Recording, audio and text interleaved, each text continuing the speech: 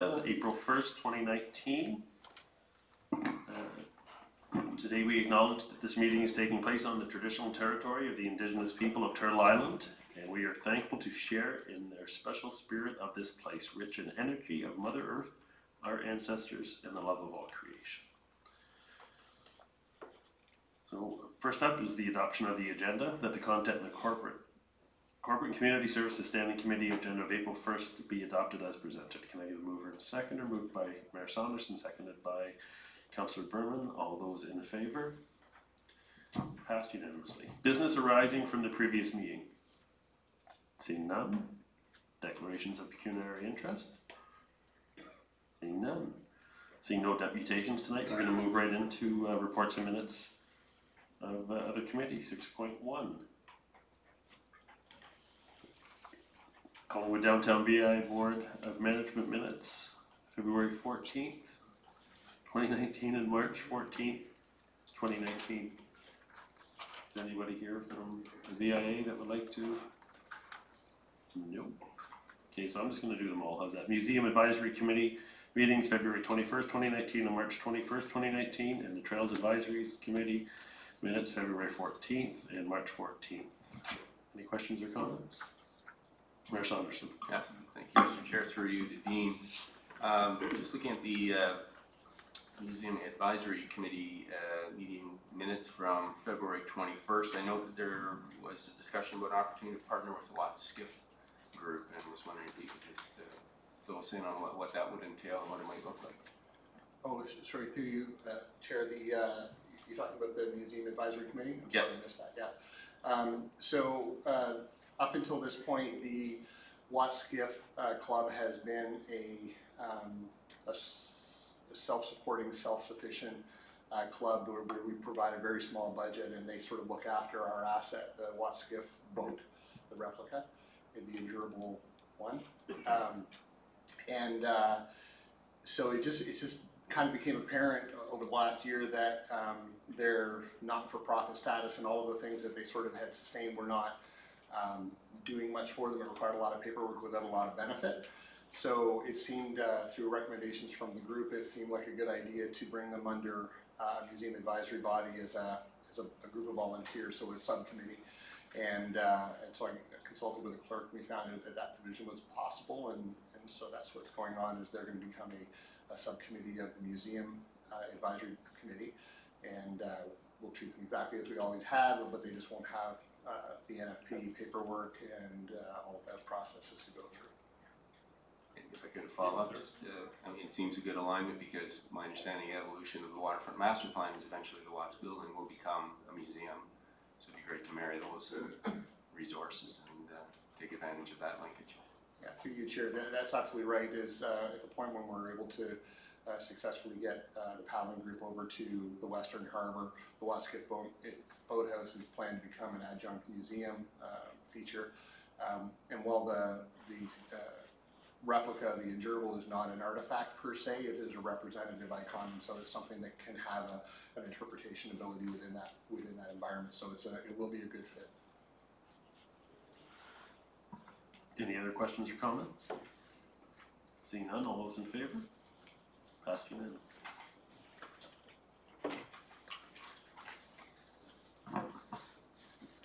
All right. 7.1 PRC 2019 Collingwood Elvis Festival. Mr. Culver. Yeah. So through you, Chair. We you guys have had to do a lot of hard work this year so far through the first two committee meetings, and while we're not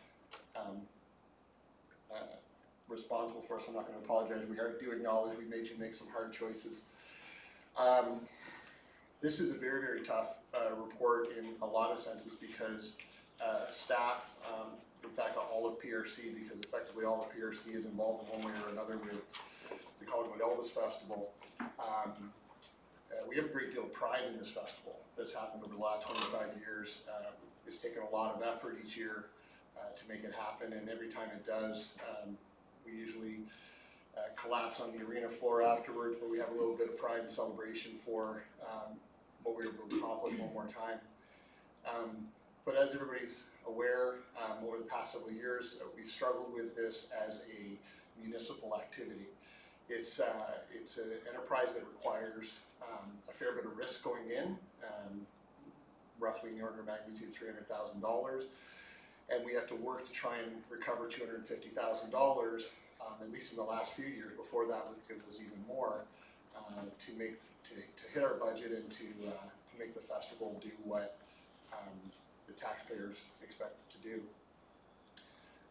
In addition, a couple of years ago, we came to council with a request to get an idea of what was driving this thing, and economic impact was something that council registered as being really important, and so we have been striving to try and find ways to enhance economic impact. But what you'll have noticed through the report, and what I'll show you in the first couple of slides. Just one more thing. I don't think this one's working. Oh, it is. Okay. These are the slides that were in your report. You'll see that attendance has been declining year over year, and as much as the numbers are still good, the trend is what bothers us more than anything. From a risk to the taxpayers, but also from the objectives of the economic impact mandate. Looking at the economic impact, you can see that we were at 917 in 2016, 1.13 in 2017, but it dropped down to 728 last year. And these are, overall, you can see that the trend line again shows this decline. So the question for us is, do we continue to put all of the community resource, all the taxpayer resources into this high-risk enterprise in order to achieve an economic impact that, based on trending, is showing a decline, or is there another option? And so we're here today to talk about repositioning of the festival, utilizing the approach of a third party who came to us at the point when the draft PRC master plan was made public, and asking, was there a way for them to pick up where we left off? And so we began a discussion with them. What they put in front of us is that they would continue all of the primary features of the festival. So they would continue the relationship with EPE, Elvis Presley Enterprises. They would continue the Elvis Tribute Artist Competition, and still be an ultimate for Memphis, the way that the Elvis Presley, so the ETA competition has been. And they would provide two stages, one outside, one inside. The big change is, and this is supported by what business owners have told us on the main street, the street would not be closed. So it would be on the parking lot at St. Marie Street, close to the Eddie Bush Memorial Arena, and they would use the inside of the Memorial Arena as well for the showcase. We were able to kind of get a comfort and confidence from what they presented in order to say, well, this could be a way to continue the legacy of the Elvis Presley, or the Elvis Festival in Collingwood, remove the taxpayer risk, and allow us to support it as a third party event permit. We told them that an event permit would be required regardless of anything, like all third party events are required to do. But it does keep Elvis in Collingwood, and it removes the risk from taxpayers. So that's sort of the logic behind this repositioning recommendation. And then the final thing I just want to mention before I let you get to questions and debate is the PRC opportunities. So certainly it's no secret, I think we talk about it quite often, that as much as the Elvis Festival is a huge part of what we do each year, what else we've been doing has been growing in leaps and bounds. So live and original, the art crawl has been growing every year, our participation in it. Side launch days has been growing, and there's lots of opportunity to continue to expand. Frozen in Time, people remember the hometown hockey event that was held. We now have to sort of utilize that and springboard to another level. So our capacities are at an all-time maximum. If council allows this repositioning to happen, we will simply be shifting our capacities in the direction of these high growth properties. It also will allow us to reimagine the event permitting process, which was identified in the PRC master plan as something we needed to do. I mentioned before here that we have over 110 third-party event applications each year, and it can be said that while they're all perfectly qualified through the event permit, not all are able to operate at the highest level because they don't have the kind of resources that we have had and expertise that we have had. But because of our limited capacity, we haven't been able to sort of go and support with the capacity that we would get back from the Elvis Festival. We would be able to help out these festivals. We would be able to take our acquired passenger golf carts, for example, to help out with traffic issues. We would be able to help in terms of establishing site plans that are best effect based on our experience with our own properties. We would be able to work on a filtering system that allows the best to be enhanced, and those that need to go back and work a little bit more on their event plan to do that based on direction that we can provide. So these are opportunities that would come as a result of a decision by council. So anyway, I'm here to help and answer questions. Okay, before we ask any questions, we're going to let the public come up and speak. Oh yeah, sure, absolutely. Yeah, so Get it out of the way. sit down and relax.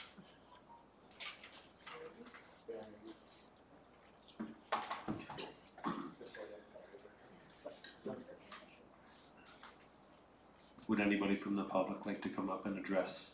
Come on up, introduce yourself. Sign the sheet in front of Mr. Culver, please, and thank you.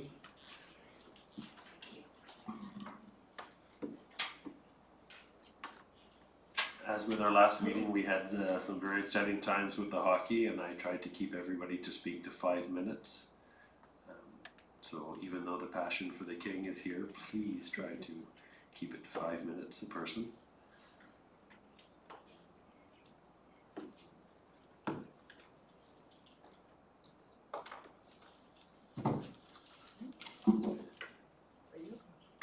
Well, good evening. Thank you so much for the opportunity to allow the fans to share a few brief thoughts with you in support of the Collingwood Elvis Festival. Could you just introduce yourself? Yeah, please? I will. My name is Wendy King. I live in Barrie. I'm speaking to you as an Elvis fan who has been at every single year of the festival, as well as a volunteer who has served many years on the judging panel, and also as a media representative for the Peak here in Collingwood and 2 Barrie radio stations. Let me start by thanking the town and the staff, past and present, for creating the largest, most prestigious, and very best festival. Outside of Memphis, it is the premier festival. What an accomplishment.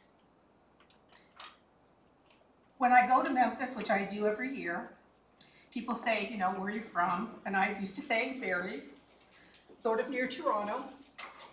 Now I say near Collingwood, to which they always reply, oh yeah, the Elvis Collingwood Festival. So to say Elvis has put you on the map would not be an exaggeration. Which brings me to the question I ask on behalf of all the fans. What are you thinking? We really don't quite get it. There's been some publicity suggesting the festival doesn't make money. I honestly find that hard to believe. Now, perhaps the money doesn't always go directly into the town coffers, but you need to consider indirect ways and all the benefits that come over time. I did a really informal Facebook survey over the weekend, and pretty much to a person, they said they come for all 3 days of the festival, spend between $1,000 to $1,500, consider hotels which insist that you book 3 days minimum, gas, food, tickets, vendors, general shopping, and many others extend their stay, making their visit into a vacation where they take in more of the local sites. Many fans return at other times in the year to enjoy something that they found that they loved while they were at the festival. I've heard from some who now make Collingwood their annual vacation destination, a few who've even moved here or invested here because they liked what they saw. So my point is, maybe the financial rewards come after the festival is long over, and the spin-off benefits should be considered. And then what about publicity? I know for a fact you could not have paid for all the free publicity that you have gotten from the local media, who do pre-stories, on-site broadcasts, reports, and follow-ups, not to mention national and international coverage. Money from the festival has paid for some town upgrades, including the arena floor, as I recall. And one year I did a story that the hospital had benefited from the sale of king cookies at Tim Hortons. $800 from an Elvis gingerbread man. I'd call that easy money. Aside from finances, but to us, no less important, the festival has led to the launching of some amazing music careers. It has introduced us to so many celebrities that most of us would never have met. The Collingwood Elvis Festival has given us a worldwide family, and to us that is truly priceless. We do appreciate the last 24 years. Hope you will realize just how important this event is to thousands of people and vote to keep it going. I do have comments printed out from the online petition and some fan letters if you want them or need them. Thank you. Thank you. Thank you, Ms. King. You're welcome. Should I just leave those with you? Yes, please. Mr. Greco, would you like to come up and speak? Thank you.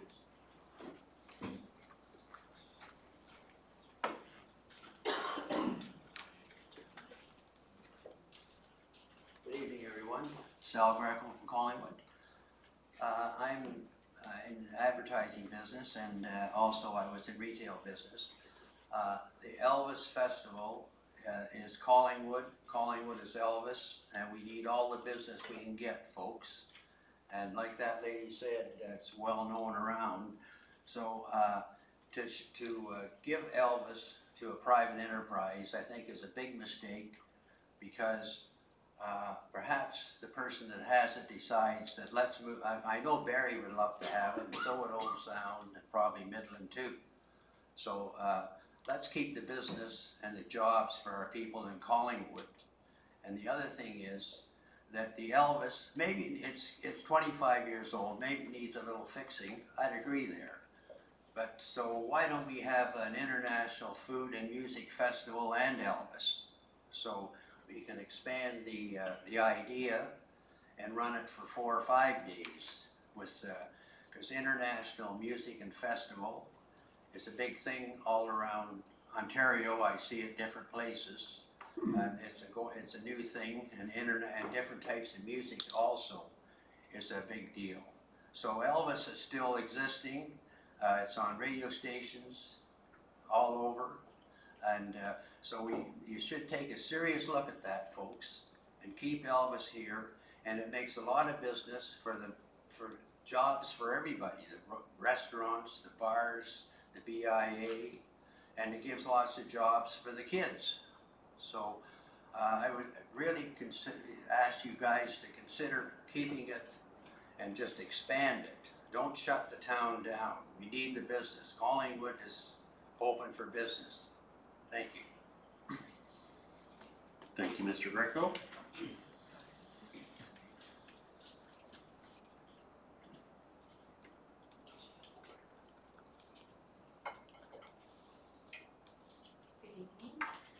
My name is Arlene Sharp. I would like to ask a question through Chairman Madigan about this recommendation referred to council by the Community Services Standing Committee concerning the staff report submitted by Parks and Rec. Chairman Madigan, I see that our festival coordinator, Rose Garrity, is sitting among this audience. And since she's been involved with this festival for over 20 years, I would like to ask her what her thoughts are concerning the report and the recommendations. Would that be possible? Just through the clerk, a very slight whisper that we don't feel that might be appropriate right now. It's a valid question, but we'll try to get the answer back to you for that. All right. another question I have is because Rose is a Collingwood resident and fellow taxpayer, I would like to know what she thinks, whether this recommendation would be beneficial to the town of Collingwood.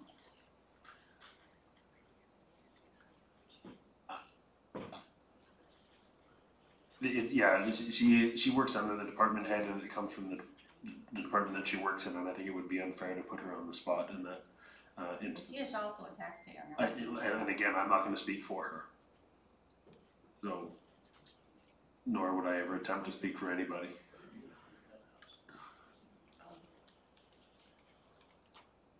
Okay. Where do you? I will speak. If you would like to speak, I think it's kind of a touchy situation for you to speak, and I don't want to put you on the spot. And if you're looking at me for, if you need permission, I can say. But No, I'm okay. I will speak. okay. Through you, Yeah. Chairman Madigan.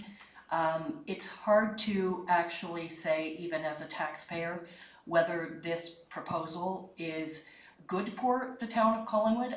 I think that's premature to even discuss at this point, because I would like to remind everybody that back in the day when the Elvis Festival started in 1995, everybody thought we were nuts back then, that it would never last for the length of time it has. So to say whether it's good for the town or not good for the town, I don't think is a relevant question at this point. But I do say that the Collingwood Elvis Festival, to everybody's comments earlier, has done well for the town, in so much that I don't think there's many corners of the world that don't know we exist now. But we have a lot of benefits and attributes here in the town. It is a big festival to put on. I think we have done an amazing job, and I'm honored to work with the team that we have here for the last 24 years. I think it's been tremendous. We are certainly viewed well and respected well by Elvis Presley Enterprises, but the future remains always uncertain for any festival or event as it stands. That's just the reality. That too is a fact. So I'm not going to say it's good. I'm not going to say it's bad. I'm just going to say it's something that possibly is the way to go if the municipality wants to remove the burden off the taxpayer. Then it would be a reasonable opportunity to ensure that the festival continues. Thank you. That is the best answer that I could have possibly asked for. And if there's any more questions directed at Ms. Garrity, I'm going to put Mr. Culver on the spot, because he is the department head and he should be answering any questions. Thank you. All right, thank you. Chairman Madigan, I have a few more items that I'd like to draw your attention to quickly and to consider before this important decision is made. One, what other specific events and festivals will the Elvis funds go to? We've seen a few, but I'm wondering what other plans they have. Will we see the same economic impact from these events as we do with the Elvis Festival? Number three, I find the graphs presented in the report misleading. There are important variables that were not taken into consideration when constructing this graph of the last 3 years, such as festival days being lowered from 5 to 3, the cancellation of the parade, which is an extremely popular and free event, the cancellation of the Midway, which is very popular with young families in and out of town, the closing of the arena on Friday that could be utilized for revenue, the increasing number of free events to the detriment of events generating ticket sales and general spending by visitors, and also why use just 3 years? Why not use the full time the festival has been operating for data? How many of the people surveyed out of the 14,555 people were asked to provide info for this graph? If it's a small sample, for example, 100, let's say to 350 people, that's less than 1% of the visitors attending. Not a very accurate or compelling number to base conclusions on. I was a little disconcerted and upset to see the change in direction of the recommendation at such a late date when I saw the agenda last Thursday. Just seemed a little deceptive to me. That was the first time it appeared.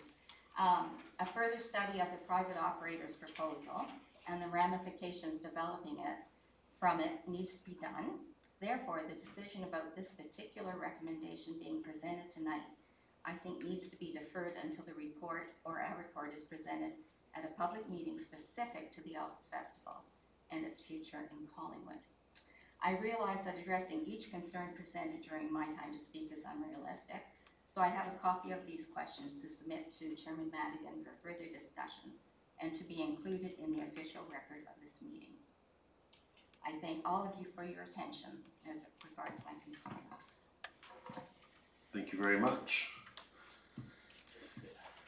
Just 1 second, Mr. Wells. So just before we go any further, I just want to make sure that everybody understands in 2015, the last council asked for a directive for staff to move forward. So that's why the 3 years was probably based in that. So in 2015, we asked for this direction. So I can understand that you might feel a bit deceived, but we did inquire about this. No, it was more sort of the inclusion on the agenda. So Okay. It was that, I don't even remember that coming up. So I was really surprised because it goes from discontinuation of the festival period to by the municipality to private operators. And it was just a surprising turn, and I was a little surprised to see that. Okay, yeah, okay, I totally understand, and in 2015, we gave direction, just the mandate was, we would look at it again at year 25, so that's what we're doing tonight. So the staff have worked very hard to get this, and I understand that when you're asking a majority of people, it's hard to get the answers from it. So I'm sure that the company that did it and the questions that were asked were quite direct and forward to get it, but I thank you so much for your concern. Okay, thank you. Thank you. Mr. Wells? This is getting up twice in the 5 years. I'm a little bit surprised and happy for you. Through you, Chairman Madigan. Thank you. I've got a quick question here.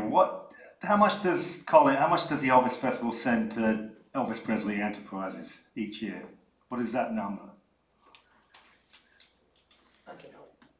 Dean, do you know that answer? Yeah, through your chair, it's $8,500 US. 8,500 US. Okay, so I was just doing a little Google search there while I was waiting to come up and speak. Elvis Presley Enterprises is a $35 million a year. 2018, it was a $35 million enterprise. And my thought is that if Elvis wants to use our town, or if Elvis Presley Enterprises want to use our town, they should actually be paying us a fee to promote their product. I've never really agreed with the Elvis Festival. I avoid downtown. I mean, that's my thing.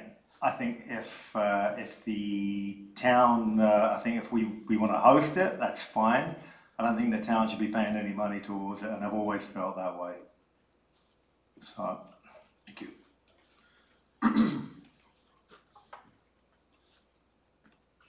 Anybody else from the audience would like to get up and speak? Once? Twice? All right. Well, thank you very much. The recommendation is that council and support the discontinuation of the Collingwood Elvis Festival as a municipality managed event following the 2019 edition, and that council support the transition of the Collingwood Elvis Festival to a private operator, and that council direct staff through the special event permitting process to support this transition for the purpose of maintaining the festival's quality standards and brand reputation, and that council over the next 3 years and subject to budget approval, directs staff to reallocate the resources currently allocated to the Collingwood Elvis Festival to initiatives that support the community-based strategic plan objective of supporting and expanding the diversity of community events and festivals. Can I get a mover and seconder?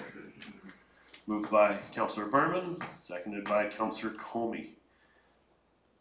Any questions or comments? Mayor Saunderson. Yes, thank you, through you, Dean.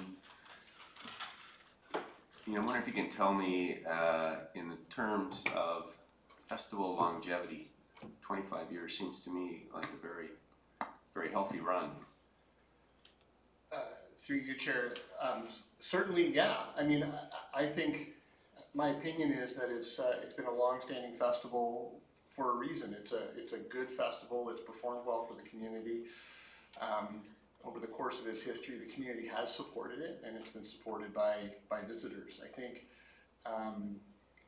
maybe a little to the point of your question is that there does seem to be an apex for long-standing festivals, and we've seen a number of long-standing festivals over the last year go on hiatus or be discontinued. And as hard as a decision it is when it comes to acknowledging everything that the Elvis Festival has been to all of the people who have supported it, it's also important to recognize when it's time to acknowledge that apex and to acknowledge that we're moving in a direction that isn't sustainable, not as a municipal property.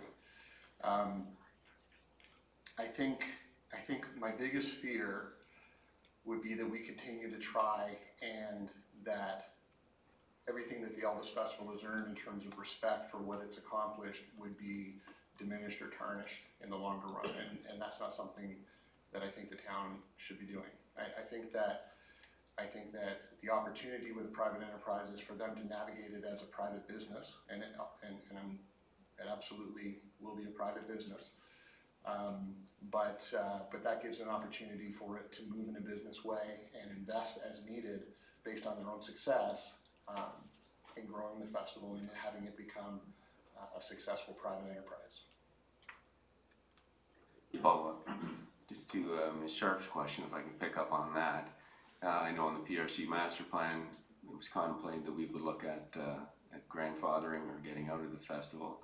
And this idea of a private provider came as an unsolicited proposal. Maybe you can give some history to that, because I think it has been a recent development. Thank you, through you, Chair.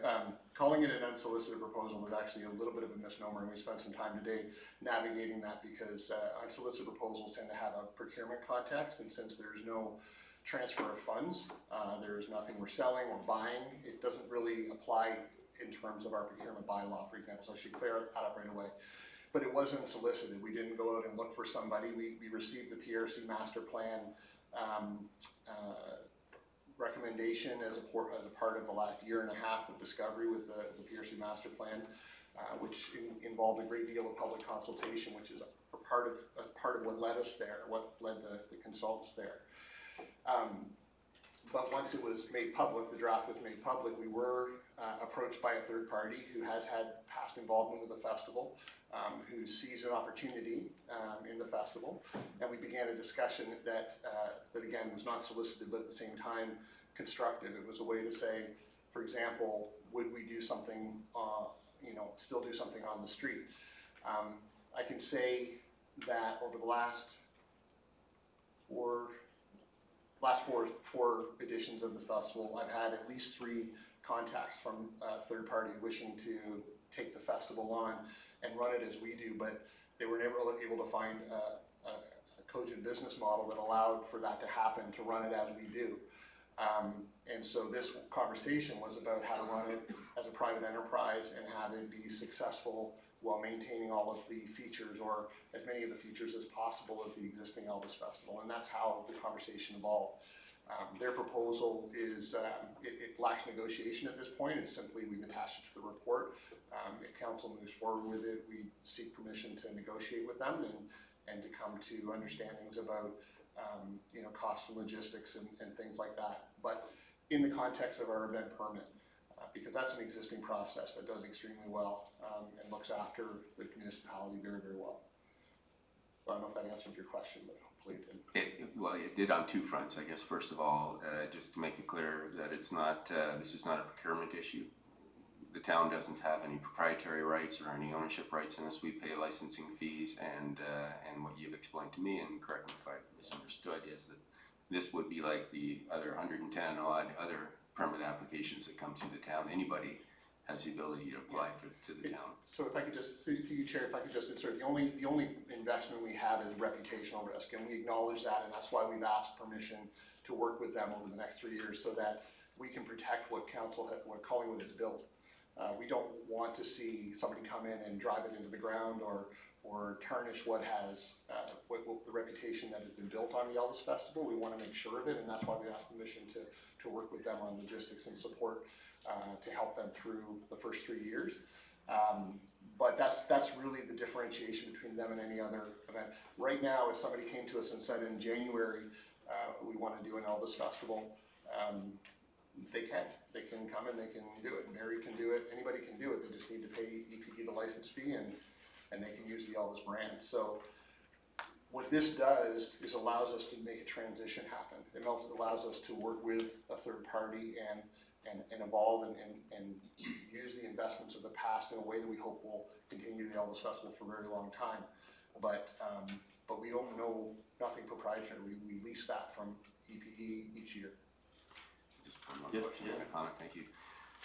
So Dean, just to clarify then, if we were to go down this road with a private facilitator, can we prevent them from moving? If we go down the road, can we prevent them from moving it? Yes, talking about No, we addressing. couldn't prevent them from moving it. There's, again, we don't own the Elvis brand.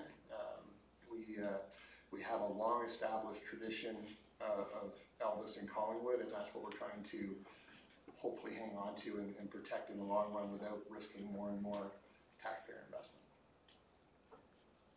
Just then by way of comment, certainly I'd like to thank Rosemary and staff for 25 years. It's been an incredible run. Since I've been on council and the chair referred to this, we've been wrestling with the future of the Elvis Festival. It's been part of it was part of our discussions. We've looked at the model for delivering. We contracted 1 year and then went back and expanded on the basis that it does have economic spin-off for our community. At the end of the day, it really becomes a cost-benefit analysis, and the opportunity, in my mind, to develop and focus on other festivals is a very strong opportunity for our community, and I think one we need to consider, and while at the same time figuring how we could grandfather the Elvis Festival moving forward. So thank you, and thank you to staff for all the hard work on this report. I know it's not an easy one. Councillor McLeod? Through you, Mr. Chair, to Director Culver, we've heard a couple of times that this isn't a purchase of a festival. This is a discontinuation and a starting. So we don't need to go through an RFP process or anything like that. In our mind, first of all, it doesn't apply to our procurement practices. We verified that with the procurement officer this afternoon, so there's nothing that's requiring us under procurement policy.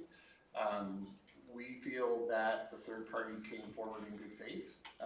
We feel that they presented a plan that we can negotiate from as a basis, and we feel that it would be, for lack of a better word, ethical to move forward with that if council directs that to be so. But no, we don't see this as a calls for expression of interest situation. Again, the festival has been operating for 25 years, 5 of which I've been involved with, and we've had numerous tire kicking going on. Lots of people who have said, oh, we love the numbers that the festival brings, and then by the time it gets down to how are we going to operate this thing, it never materializes. This is the very first time, and it's come after some reality checks with the third party to say this is how it has to operate if it's going to continue. Follow up through you, Mr. Chair. So they're not purchasing the festival from us, but there are things that, or they're not proposing to purchase the festival, but there are items which have been, I would imagine, over 25 years, been purchased strictly for this event. Is there a little Elvis storage room somewhere in the town of stuff that would go with it? I think a few people in this room would like to know where that is. No, to be perfectly honest with you, and at least at this point, and I'll stand to be corrected, yeah, I know I'm giving head shakes. There are no real assets. All the assets we use for the Elvis Festival, we also use for our other festivals. There may be some minor signage, but there's not a treasure trove of items. Everything we have is festival ready, so we do use it at side launch, we do use it and like I say, it'd be relatively minor. So for example, the golf carts we got through a grant, we can use them at Elvis, we can use them at side launch, and we do. Just a couple more, Mr. Keep Chair. going. In the report, it suggests that the town would provide logistical support for a takeover of the festival. Tell me what that might be looking like. So, through you, Chair, logistics support would kind of pertain to the negotiation phase that we haven't engaged yet because we haven't done a council approval to do so. So not maybe physical assets, but knowledge assets. We have a lot. And you know, I'll embarrass Rosemary by saying that she actually carries most of the knowledge assets. And as much as at the point when staff absorbed the Elvis Festival as a staff function, we absorbed Rosemary and she became a part of our complex. And so she has a role in every single thing we do now. We can't dismiss or deny the fact that she has a lot of information in her brain that would be useful to a third-party operator. So when I talk about the logistics in the report, we talk about the fact that we would work to provide some access to that, again, on the basis that we want to protect the brand that's been built and positive benefits to Collingwood. We want to make sure that, for example, you know, the knowledge of which ETAs to go and seek out and quite honestly how much to pay them and what kinds of things to look out for is all part of a new intelligence going forward in a private way, in a private enterprise. So we would work with them on that. We'd also work with them on the logistics planning of St. Marie parking lot because that's something that we do and know really well. The logistics of the Eddie Bush Arena, which we do and know really well. So we want to make sure that intelligence went forward, and that's where that comment comes from in the report. The institutional knowledge that we have. Okay. Just a couple more, Mr. Chair. Can you speak a little bit to the methodology of the studies that are quoted in the report that you provided to us? I'm a little concerned since a citizen raised that, because the way that where this question comes from is I know that there was a year that was a bigger year than others, and we had Priscilla Presley come here, and I think the numbers were through the roof that particular year. Is that a year that's being used as a comparator here? No, so I'm going to let Karen take over regarding methodology because she works closely with the research companies that we hired, actually the research company that we hired over the last 3 years to conduct these studies. But we only use the last 3 years because we use the same study company, and the way that we did some of our metric taking prior wasn't able. We can't substantiate it based on data. It was based on educated guessing, and so we want to make sure that we're using solid data captured by a reputable firm in order to present to council what we found. But I'll let Karen talk to the methodology. Thank you. Through you, Councillor Madigan. I'll echo what Dean is saying. We've used a few different research firms in the past. The Priscilla year was 2014, so 2014, 2015 were from a different research firm. They did provide attendance estimates, but at that point our mandate from council wasn't economic impact driven, so we didn't invest the extra money to have them do an economic impact study alongside that. Once we got that direction from council, we went to open market to contract a research firm and paid to also have an economic impact study done alongside an attendance study. So that's where we get these 3 years. We've used the same firm the last 3 years, which is why you'll see, part of why you'll see 3 years in our charts.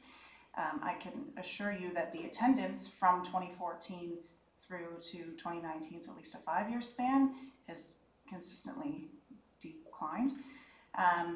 The firm we use are called Paradigm Consulting Group. They are professionals in researching sports and special events. They use an economic impact model. It's very similar to TRIUM, which many people might know. It's a provincial system of determining economic impact based on number of visitors and their expenditures. The platform they use is actually called Steam Pro, and it does take into account the spending that our attendees what they do for food and for accommodations and for travel, and it does look at both the direct expenditures into our town and then the indirect and the induced. So this is, you know, the stats go into what the impacts are from a federal and provincial and local level.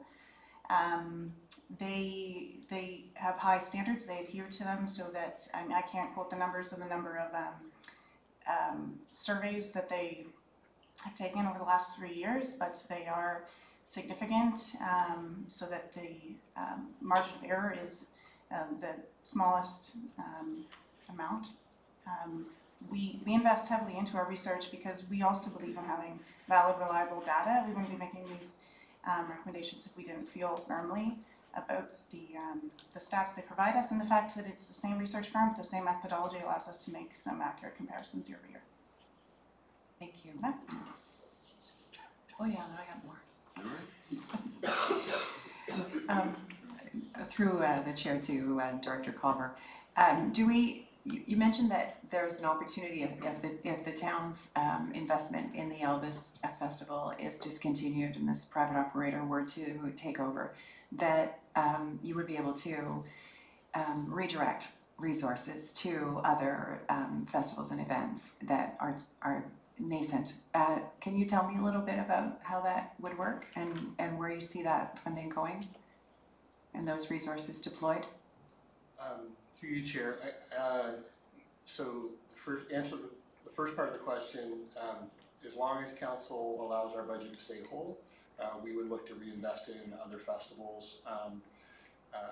How exactly is probably a little premature for us. We would be looking to make that position within the next year's budget, to talk about how those funds might be reapplied.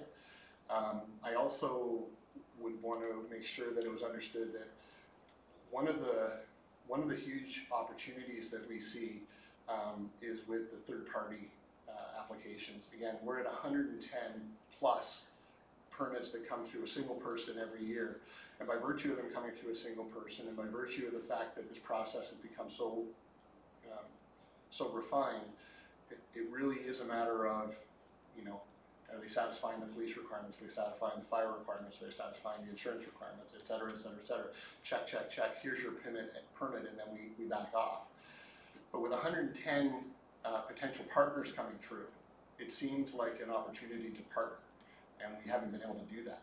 So the idea that somebody comes to us and says, we'd like to host a food festival, and we say, yeah, that'd be great, show us your plan. They show us their plan, and we say, you know what, this is something that fills a gap, a hole in the festival makeup. It's at the right time of the year, it's doing the right things, it's worthy of investment based on criteria that we establish. Then we would have resources to be able to say, okay, we want to partner with you. We want to make sure that you're as good as you can possibly be, so that some of the economic impact that potentially, you know, doesn't come from an Elvis festival, if that were to be the case, and I'm not saying that would be the case, but if that were the case, we would be picking it up in other areas. Another challenge we have with event permitting is that everybody wants, we have 52 weeks in a year, 110 permits, but most people want the summer. So that would allow us to refine the system and say, how do we organize things so we're getting maximum benefit from the festivals? And that could require some financial investment as well as some resource investment. So those are the kinds of ideas that we would love to be able to explore if we had the resources to do so. I think I'm getting towards the end of my list, Mr. Chair. So you talked a little bit about your budget and about if council were to allow PRC to remain whole, as it were. Just to refresh all of our memories, how many dollars did the town invest in the Elvis Festival in 2018, and how many dollars are we expecting to invest in it in 2019? So our annual budget, the net budget, so after taking into account and then deducting revenues, taking into account costs and deducting revenues, is roughly $48,000 to $50,000. Our actual in 2018 was 47. Our actual in 2018 was 47. So I think on average, over the long haul, the festivals cost us on average about $50,000 a year. But there have been years when it's cost us $112,000 or $120,000, and then there's been years when we've actually dipped onto the black side of the ledger, which is, you know, a super successful and nice thing to see happen. But I think what happens more than anything is that it's unpredictable because we don't know year over year. 2 years ago, we were looking at Canada 150 as being the reason why it cost us $122,000. We thought that, you know, people were, because we didn't get the revenues. And I also will say that each year we project revenues on it. We projected more and more conservative revenues. So when we hit our budget, we're thrilled. But it's that revenue target that is the moving target. That's the really, really hard one for us. We don't know, we never know. And I think we're not unlike every other festival promoter, provider, or concert promoter when it comes to that. You do the best you can and you hope for the best and you keep your costs under control. And the weather can be a factor, Canada 150 can be a factor, we don't know. We just do the best we can. We've invested in marketing, we've invested in promotion, we have taken resources and redirected them into trying to find ways to get attendance up. But it's always going to be a moving target. It's a promoter's reality. So to clarify, $50,000 is how much has been budgeted to go towards it this year as well, or 47? Yeah, I believe, I want to say 47 to 50,000, off the top of our head, sorry. And through you, Mr. Chair, to the treasurer, and what is $50,000 as expressed as a percentage of our town's budget? I know, do some math, quick. Through you, Mr. Chair, our operating budget alone is $60 million. So 50,000 wouldn't be a significant portion of that. There's several decimals involved there. Yeah, okay. I believe that brings me to the end of my list. Thank you, Mr. Chair. Thank you. Thank you. You have 27 more. Excellent. Councillor Barnard. Thank you, Mr. Chair.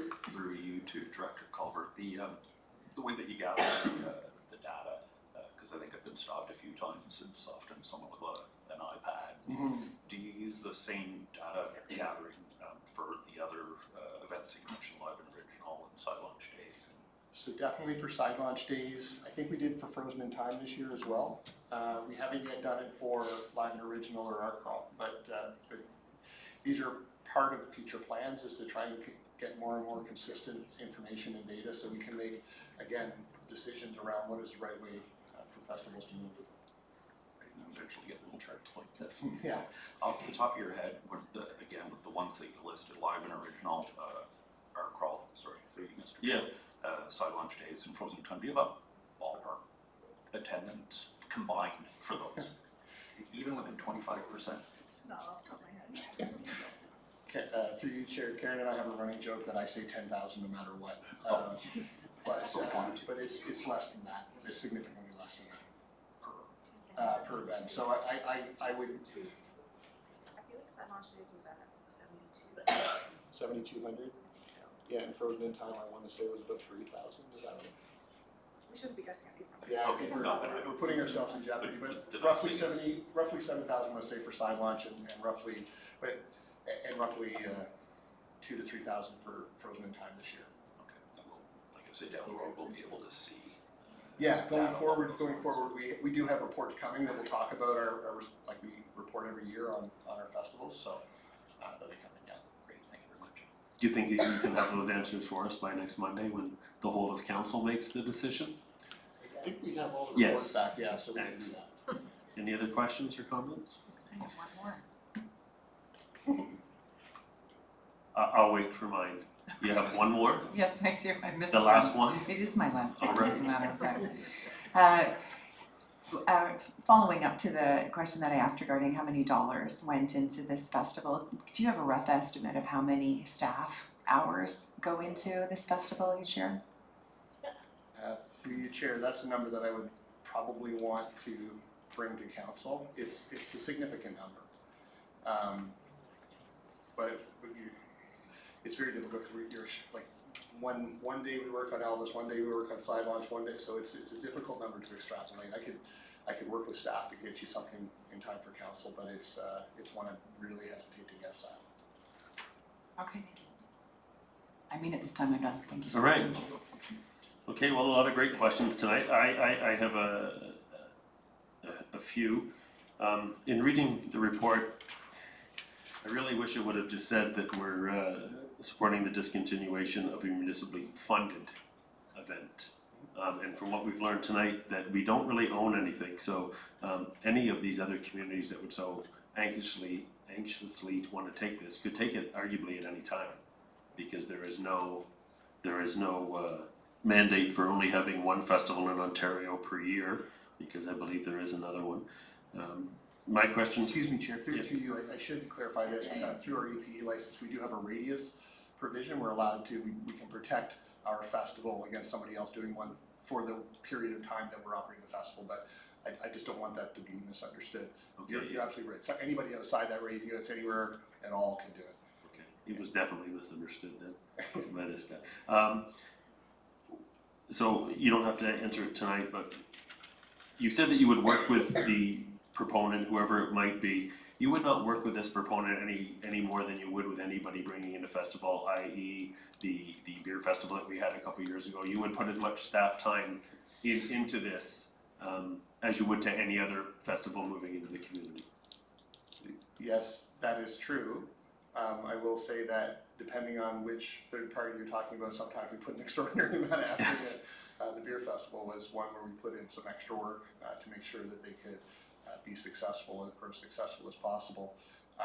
But yeah, no, it's the idea being they would be doing their event permitting process, and with council's indulgence, we would support them with the intelligence, the institutional knowledge to help them be successful and thereby protect the town's brand that's been built over the last 25 years.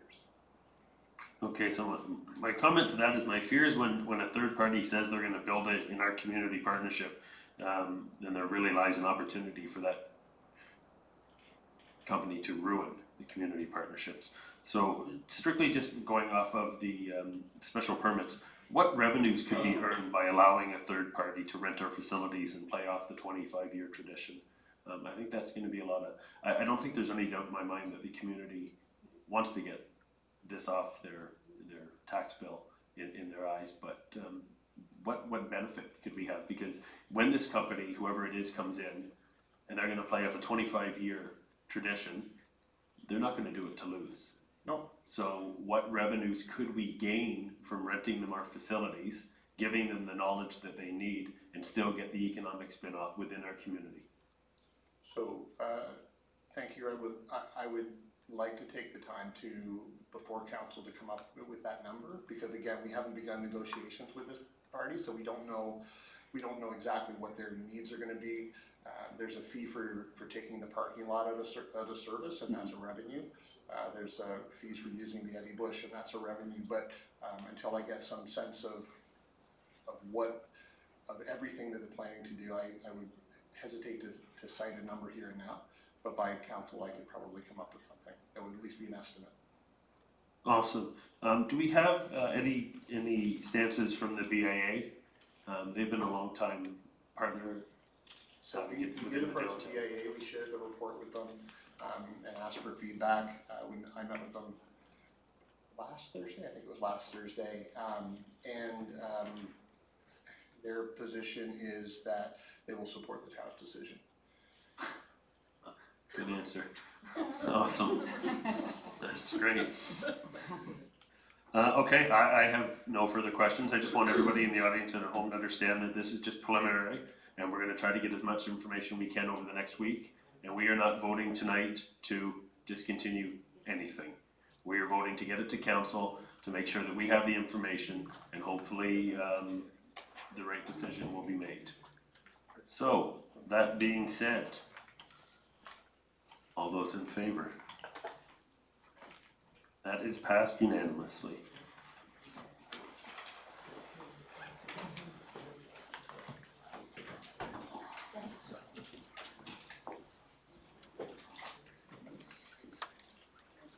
All right, 7.2, PRC 2019-06, Heading Dockside Mural. Who would be speaking to that? I can speak to it, yeah? Yay, all right. Mr. Culver? Yeah, thank you, Chair. To that point of order, Mr. Chair, it says discontinue right in the motion. I would hate to have anybody think that we had done something that we had not done or done something that we shouldn't have done. So that's why I made mention that we are not voting on anything here tonight. This is just to go to, Do we need to amend the motion then? it's supporting the staff, the recommendation. To discontinue the Collingwood Elvis Festival as a municipally managed event. But yeah, that's why I mentioned so council has, no, Sorry. no worries. Just want to be clear.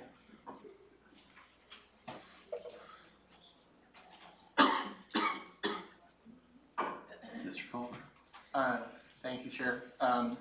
So the Heading Dockside mural has reached its 19th anniversary. It's a long time for public art to exist.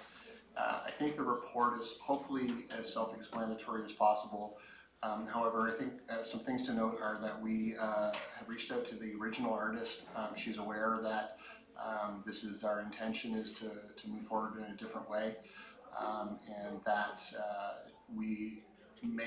it may be possible for her to be a part of the ad hoc selection committee that's a part of our public art process. So that would basically provide some continuity. She would be a part of helping to select what comes next for the side of the Shipyards Medical Center. I think, unless there's questions, I'm happy to answer any questions. Okay. Anyone from the public like to speak to this? Seeing none, the recommendation is that council supports the removal of the existing mural and the commission of a new mural at the same location. Can I get a mover and seconder? Moved by Councillor Berman, second by Councillor McLeod. Any discussion or comment? Mayor Saunderson. Thank you, Mr. Chair. Through you to Dean. I think this piece of art has been there as long as I've lived in Collingwood. I'm wondering, is there any opportunity to relocate or save this piece and put it somewhere indoors or where it's less exposed? Through you, Mr. Chair, the reality of this particular work of art is that the boards are saturated and rotting, and it's such a large piece that it's likely not going to be able to be preserved. Okay, sorry to hear that. Thanks. Yeah. Councillor McLeod. How many dollars, through you, your chair, to Director Culver, how many dollars are we applying to the commission? Yeah, so through you, Chair, as per the report, there's $30,000 being allocated to the removal, the repair of the brick, and the commissioning. I think there's a few unknowns in that budget, I want to be clear, but that's what we've assessed so far. That if everything goes really well, if the brick is not damaged at all behind that board, and probably a good time to note that we confirmed with the museum today that building is among, if not the oldest brick building in Collingwood. We got to do a good job. Then yeah, so once we get to that point, then we'll have a better understanding of what's available for the commission. Thank you. Any other questions or comments?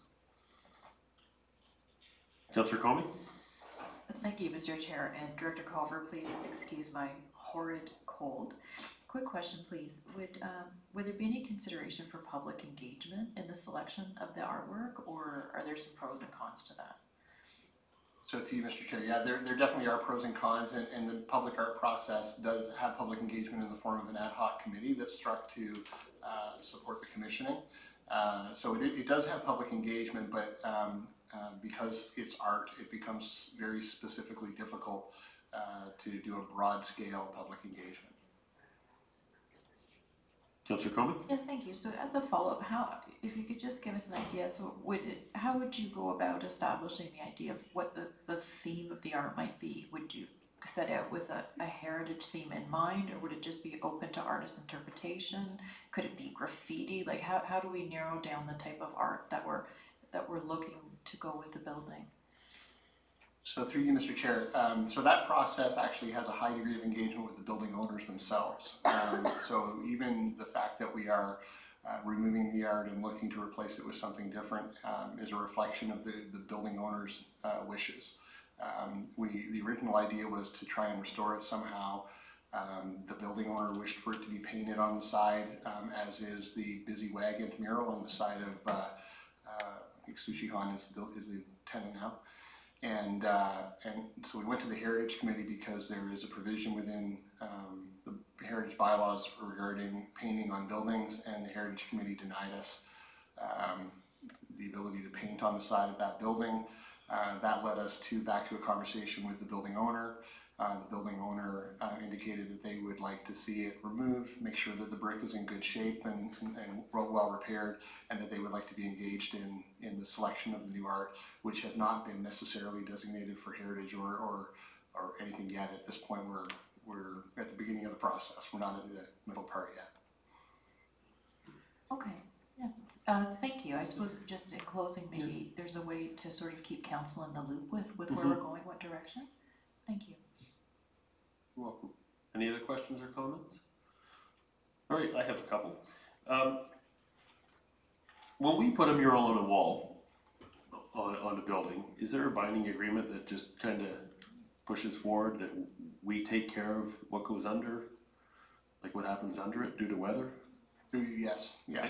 We look after whatever the effects caused by the artwork are, and including its restoration, its maintenance, upkeep, and removal if needed.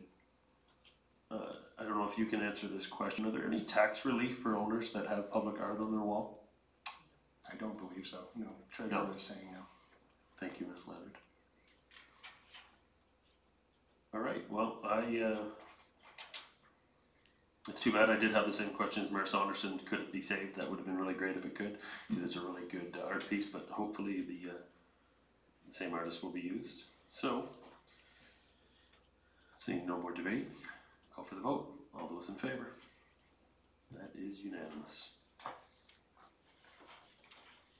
Moving forward, 7.3.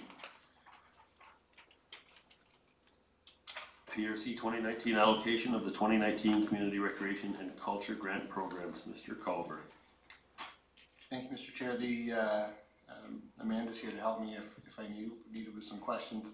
But this is our annual report to council, basically letting you know how the CRG grant has been allocated this year. I think a couple of years ago we came with a request for extra funding, but we were taught better, so we don't do that anymore. It's basically within budget and supporting 25 endeavors in the community. Anyone from the public like to speak to this? Being none, we're recommending that the Corporate and Community Services Standing Committee support and refer the following staff report to the next regular meeting. That staff report PRC 2019-07, allocation of the 2019 Community Recreation and Culture Grant Program be received. Can I get a mover and a seconder? Moved by Mayor Saunderson, seconded by Councillor Berman. All those in favor? You have... I have a question. I'm always getting a question. And I'm wondering through you, Mr. Chair, if Dean, you can just take us through the judging process here, who the committee's made up and the type of factors that were put in, the metrics, I guess, that were used then to come up with the decisions, just so there's a better understanding for the public on how the process works. Okay, so through you, Chair, the selection of the public engagement part is through open call. We do an open call for committee members who do the interviews of each applicant. The evaluation principles are as follows. There's 8 of them. They have to support the mandate of the PRC department. They get scored on, sorry, I shouldn't say they have to. They get scored on whether it supports the mandate of the PRC department. They get scored on whether it encourages youth participation and engagement. They get scored on whether it reduces or eliminates financial barriers for participation in recreation, sport, or art activities. whether it promotes collaboration and strengthens partnerships, whether it fosters community engagement. They have to show a clarity of budget and demonstration of responsible financial management. And they have to have a diversified revenue base. So in other words, this can't be the sole source of funding to provide for the project or operation. And then they're scored on their overall application presentation and interview presentation. And those are the criteria that are used to give a score. Great, thanks, that was my question. Excellent. If you could send those to all of council, I tried to write them down and I stopped as soon as you went through the first one. We can put an appendix on the report for sure. Thank you, sir. Thank you. Councillor Berman? Thank you, Mr. Chair. Through you to Dean, I like you say that a staff report recommending a new process will be coming back.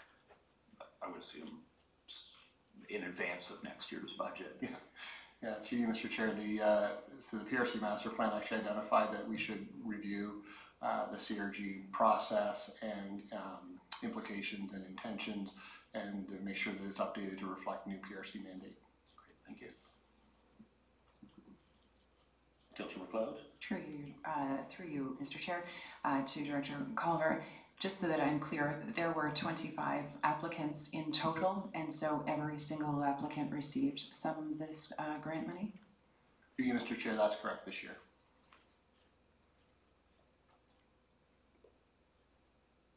Any other questions or comments? Seeing none, all those in favor? Passed unanimously. Departmental updates or discussion. I believe Mr. Ridlow. Good evening, thank you, Chair.